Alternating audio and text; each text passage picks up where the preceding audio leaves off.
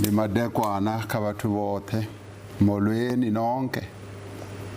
Good evening. Goeienaand. We are now 11 days into a new year, a brand new 2021.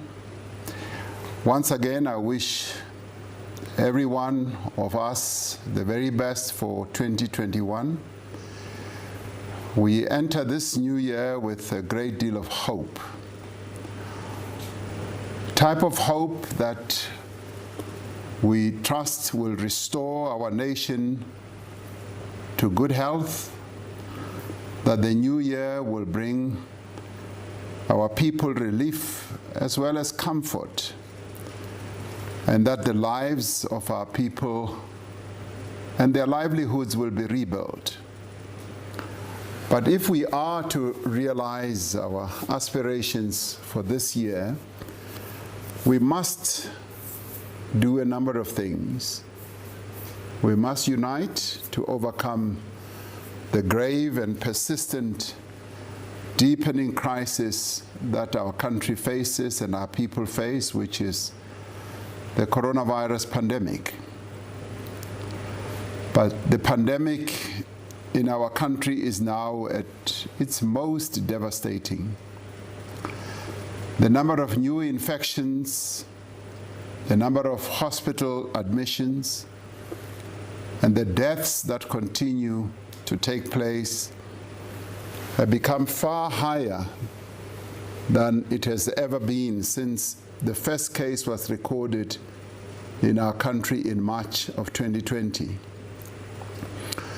Since New Year's Day, we have recorded nearly 190,000 new coronavirus infections.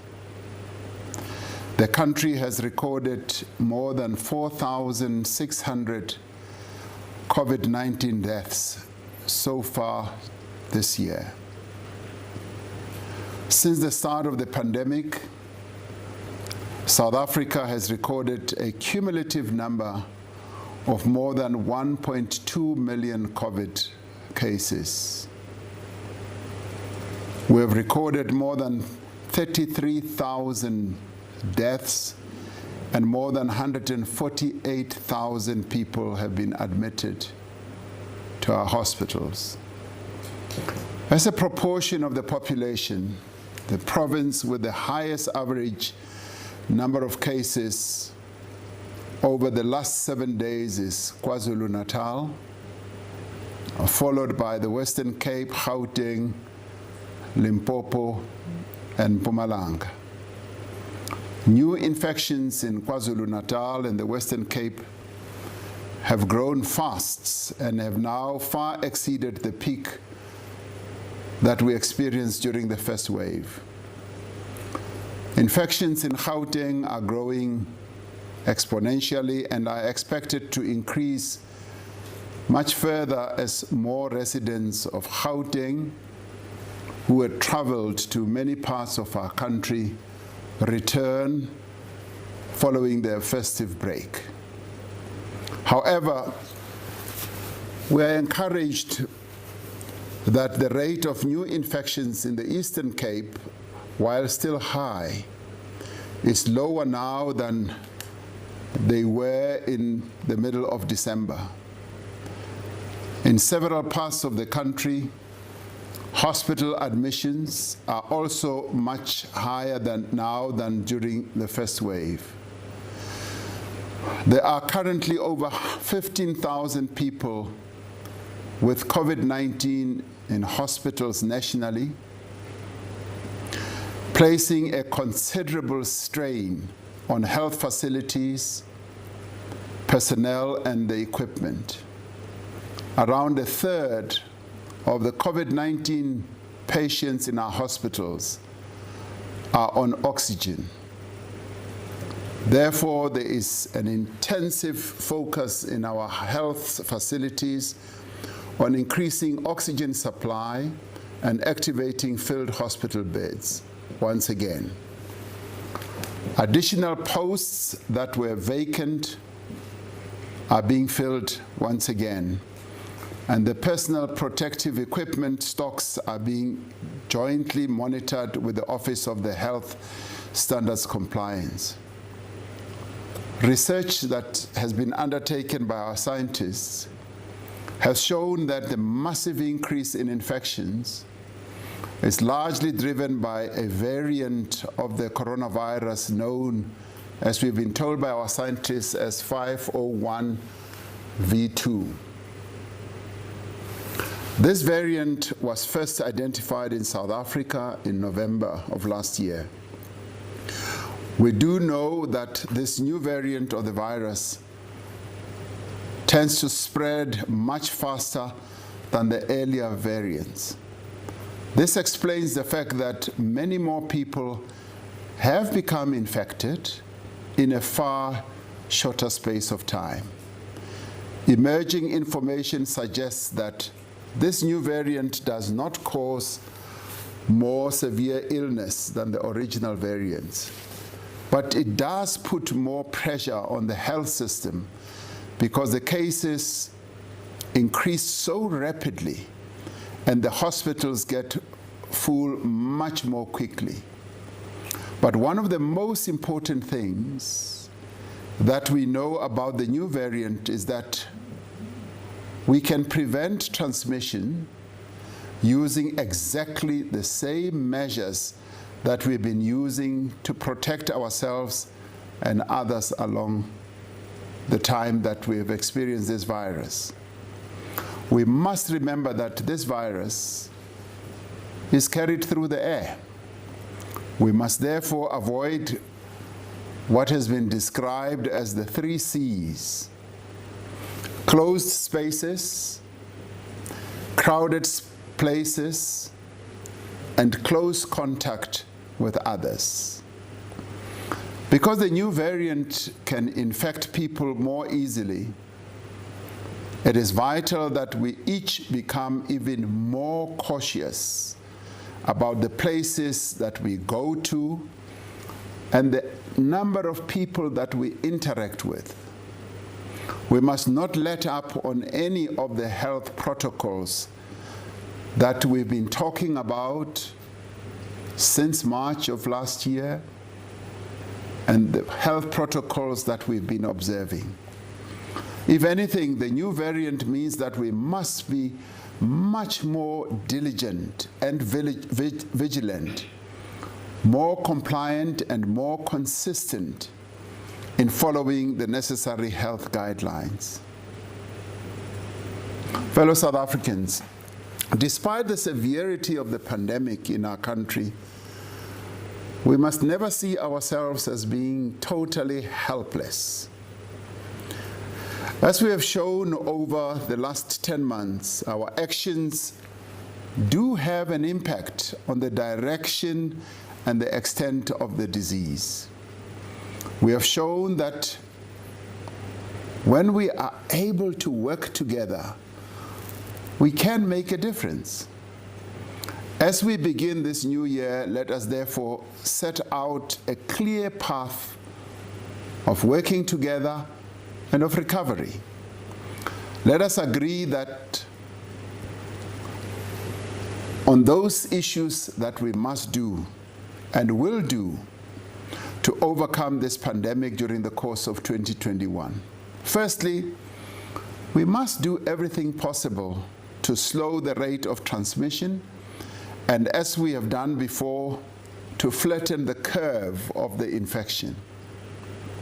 Secondly, we will undertake to defeat this virus a massive program of vaccination so that we can achieve immunity across our population and thereby slow the spread of the virus. If we focus on these 2 overriding tasks, if we act with both urgency as well as purpose, we will be able to prevent more infections, we will be able to save more lives, to rebuild our economy, and ultimately overcome the disease. On the first task, to slow the rate of transmission, we have all the tools that we need that we've been talking about for the past few months.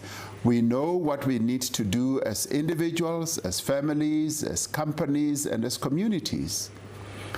I am greatly encouraged by how people have responded to the call to wear masks whenever we are in public. As we know, this is one of the best ways to prevent transmission of the virus. I wish to thank all South Africans who now wear masks without fail. As I moved around and looked around, I found that many of those people that I met and encountered were wearing masks. And I want to encourage all of us to continue doing just that. Now, more than ever, we must each make a deliberate decision to avoid any unnecessary contact with other people. I would like to take a moment to specifically address the issue of funerals, which have consistently been identified time and time again as so-called super spreader events or super spreader moments. Providing a fitting send-off for a departed loved one is deeply ingrained in all of us. It is part of our culture. There are certain rituals that we perform in line with our respective cultures and traditions, not just at the funeral itself, but also many days before the funeral. But these are all things we simply cannot continue doing. We are in the grip of a deadly pandemic, and all those activities that would normally take place are just increasing our exposure to risk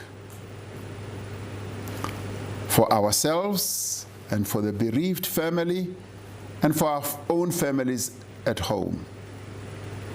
Many people keep repeating and reporting that many of those who are now passing away were infected at funerals. Let us pay heed to this. There will be a time when we can go to the home of the deceased to pay our respects and to sympathize properly with our neighbors, our friends, and our relatives. Funerals have become a death trap for many of our people.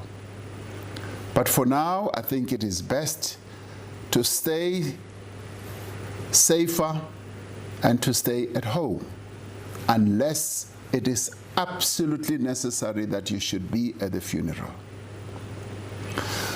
On the 28th of December last year, we announced that South Africa was being placed on adjusted level 3 to contain the rapid rise in the infections that we've all become aware of.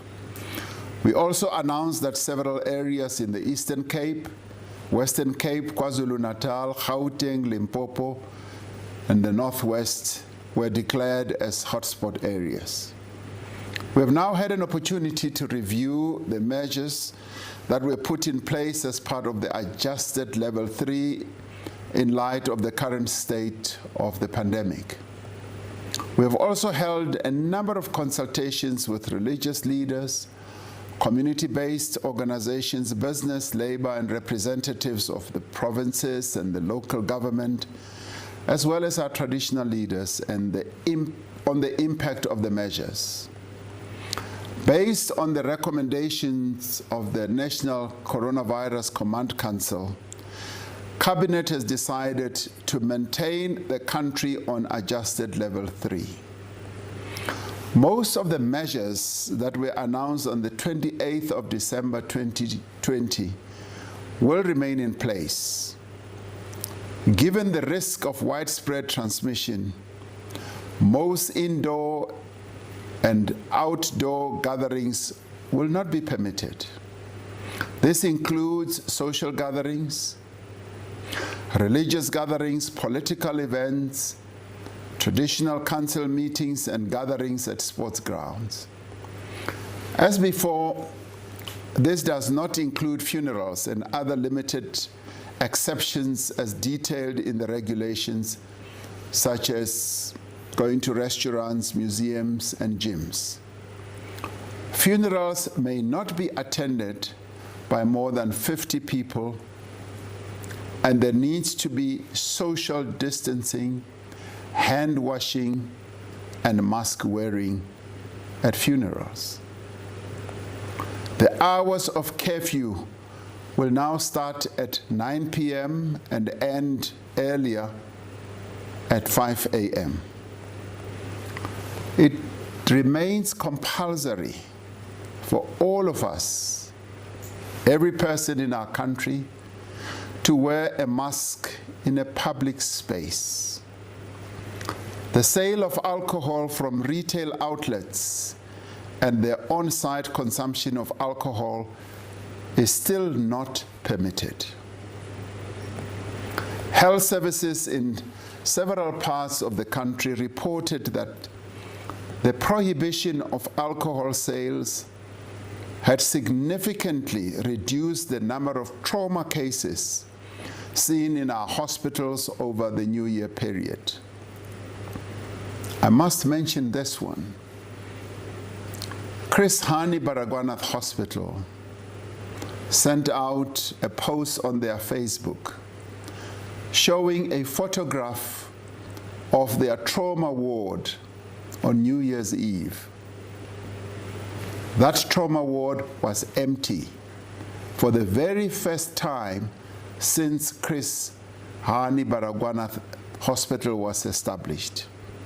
This goes to show and to prove that alcohol does result in behavior that causes trauma. It is vital that we continue to protect our health services at this crucial time. All beaches, dams, lakes, rivers, public parks, lagoons, and public swimming pools in hotspot areas will be closed to the public. As before, botanical gardens, national parks, and other parks where access control measures and entry limitations are already in place may remain open to the public. One of the challenges that we have as the festive season draws to a close is the huge congestion at many of our land border posts. This has exposed many people to infection as they wait to be processed, and it has been difficult to ensure that the health requirements for entry into South Africa are met, with many people arriving without proof of COVID-19 tests. To reduce congestion and the high risk of transmission, Cabinet has decided that the 20 land ports of entry that are currently open will be closed until the 15th of February for general entry and departure. These include the 6 busiest border posts, which are Beitbridge, Lebombo, Maseru Bridge, Oshhoek, Ficksburg, and Kopfontein. People will, however, still be allowed to enter or depart the country for the following purposes: for the transportation of fuel, cargo, and goods, emergency medical attention for a life-threatening condition, the return of South African nationals or permanent residents or persons with other valid visas, diplomats, the departure of foreign nationals, daily commuters from neighboring countries who attend school in South Africa. These measures we had implemented right at the beginning when we had the earlier lockdown. The full list of exemptions will be contained in the regulations. It is necessary that we keep the alert level 3 measures in place until we have passed the peak of new infections and we are certain that the rate of transmission has fallen enough to allow us to safely ease the current restrictions. And I wish to express my appreciation to the religious leaders of our country and the religious community as a whole, in particular for the support and the understanding that they have demonstrated throughout this pandemic.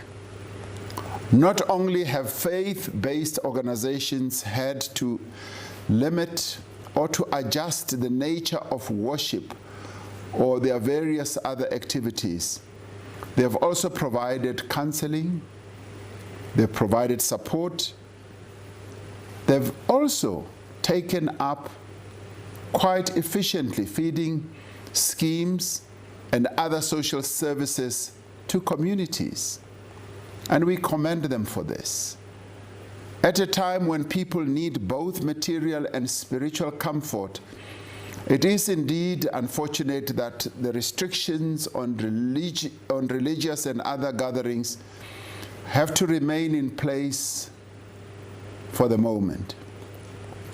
Research has identified several risks that arise from religious services and other gatherings. These include the risk associated with enclosed spaces, large groups, close proximity to others, staying for long times in one place, and loud talking as well as singing.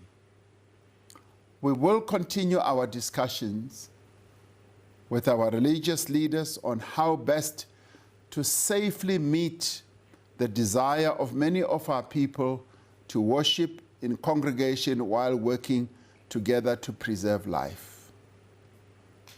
We have communicated this to our religious leaders, and we will be having further discussions with them. As schools and other educational institutions prepare to begin the new academic year, there is understandably concern about whether this is advisable in the midst of a second wave of infections. The National Coronavirus Command Council is dealing with this matter, and we will provide guidance on this matter in the coming days.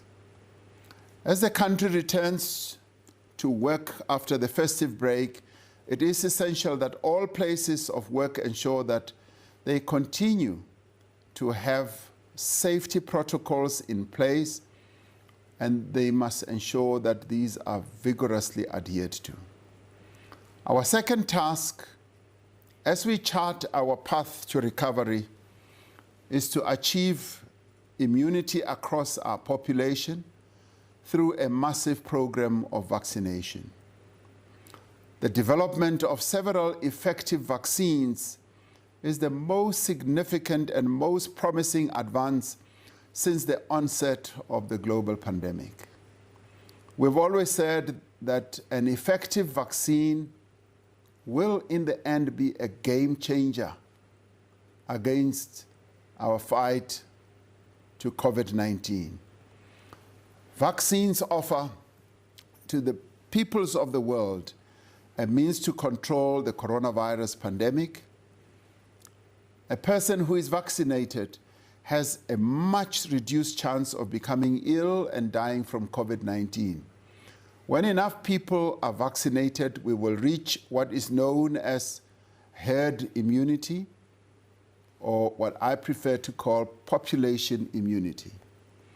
This is when enough of the population is immune to the virus to provide indirect protection to those who aren't immune, bringing the spread of the virus much more under control.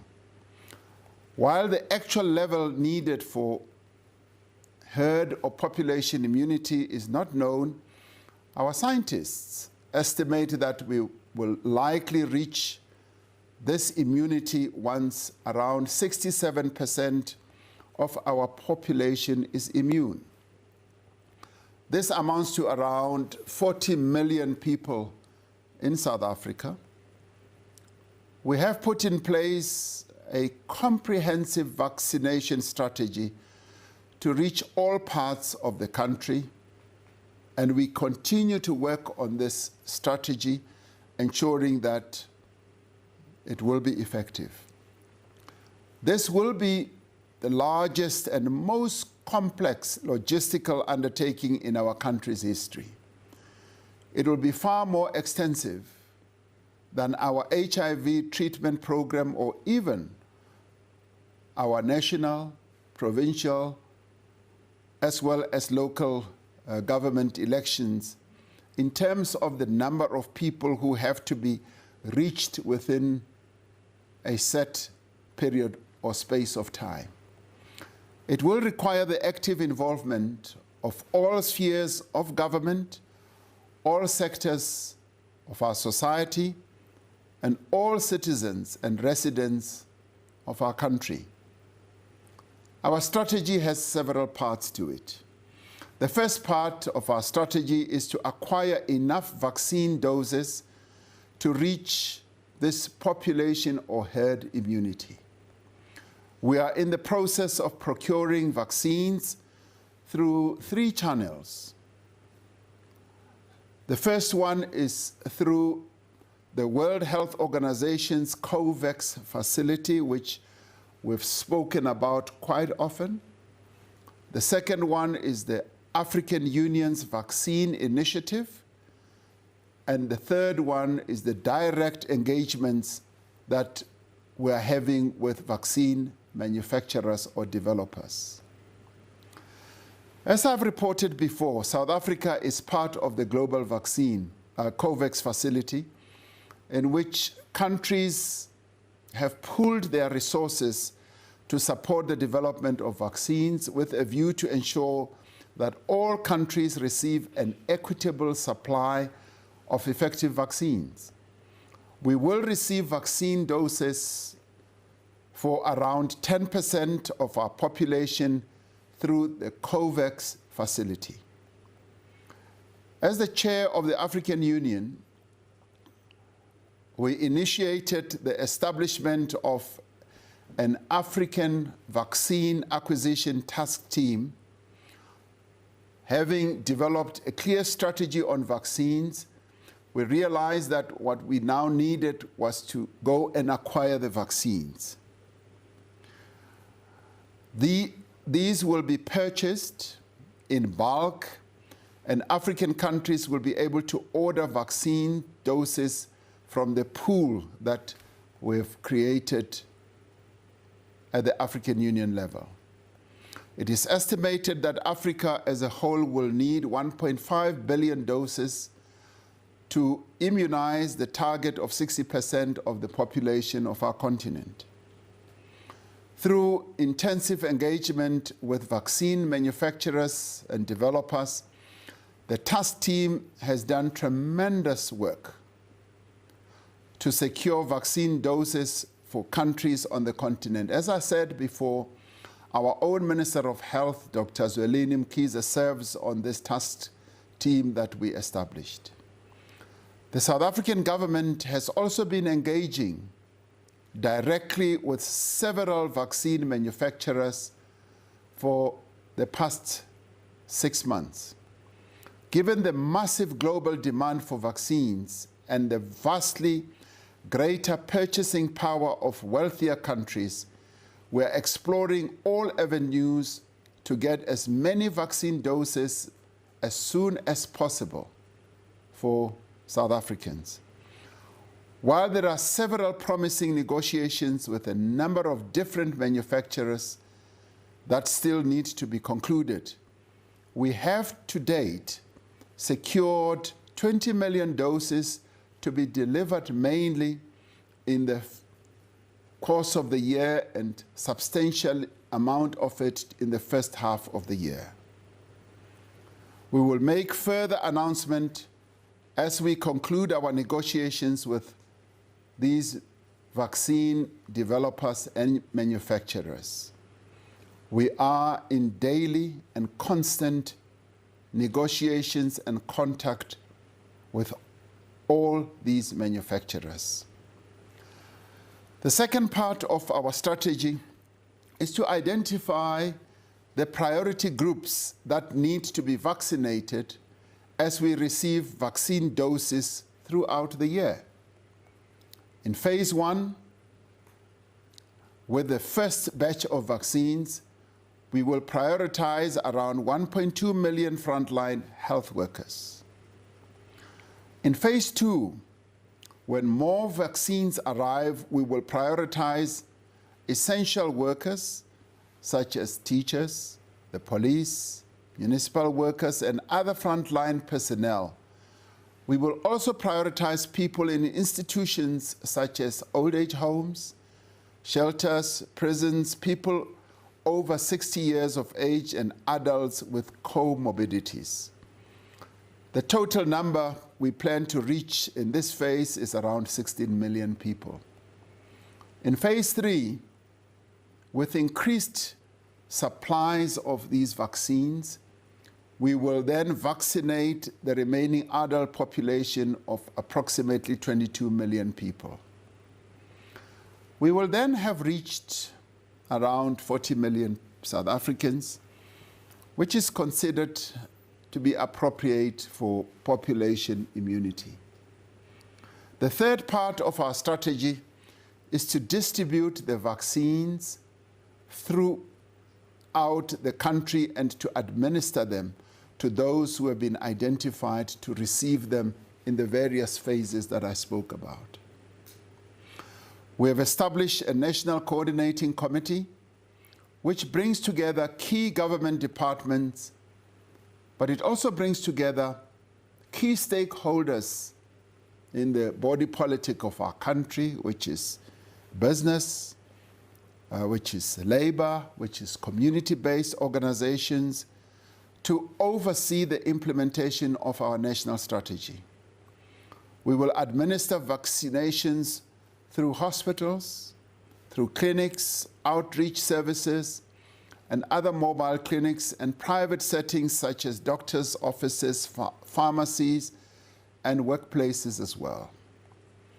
We have had several engagements with stakeholders in recent weeks to ensure a coordinated and an inclusive vaccination campaign. An inclusive partnership has been formed between government, medical aid schemes, and the private sector to support the acquisition, the funding, and distribution of vaccines. We see a vital role for organized labor, traditional leaders, and other religious communities in the dissemination of accurate information on vaccines and in ensuring optimal participation in the vaccine program. We welcome the contributions made by civil society, by our academics and others towards the development of an effective national strategy, even when such contributions have been critical of government. We are integrating the full resources and the capacity of our country into a single effort directed at making vaccines available. This collaboration, which is among the most significant of its kind in our history, is essential as we work to gather in solidarity to win the war against COVID-19. There are still some in our country who are skeptical, and many of them are very vocal about vaccines. And there is much disinformation and conspiracy theories that are being spread around about COVID-19 vaccines.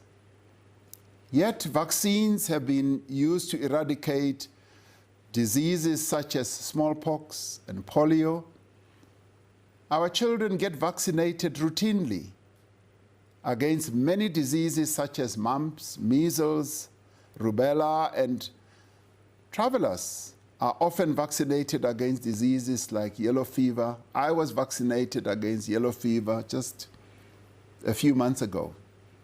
And many South Africans, in one form, shape, or other, have been vaccinated before. Every vaccine that will be used in our program will have to be approved by the South African Health Products Regulatory Authority, which always applies stringent scientific standards to ensure the safety and efficacy of any drug or treatment that is utilized by the public in our country. South Africa's vaccine strategy is well underway. Understandably, we all want to know when the vaccines will be arriving. Everybody asks that question, and they want the vaccines to arrive yesterday. As we work to secure the supply of sufficient doses in the midst of huge global demand, we are doing and will continue to do everything that's possible to ensure that the process is both transparent and it's handled most effectively and efficiently, and that information is made available to South Africans. I call on all South Africans to be part of the monumental undertaking to roll out the coronavirus vaccine. Although it will be difficult, it will be complex, and it will at times be very frustrating, it is vital that we do this together for the sake of our country and for the well-being of all the people in our country. Now, as we travel together along the path to overcome the coronavirus pandemic, we must never lose sight of the need to act urgently and decisively to end the violence that men perpetrate against the women and the children of our country. Gender-based violence and femicide is our country's second pandemic. Plans to implement social and behavioral change interventions are taking shape. For example, government has been collaborating with several civil society formations to sensitize a number of stakeholders in our country, for instance, taxi drivers and taxi marshals, on gender awareness, on gender norms, the issue of toxic masculinity and gender-based violence and femicide, in an effort to change the behavior of the men of South Africa. In another example, faith-based organizations have initiated a campaign to sensitize religious leaders on patriarchy, gender-based violence, and the church. This includes a program where leaders are trained to accompany survivors of gender-based violence from the time they report the incident until they are referred for further service. Faith activists are also trained to support women through the various court processes.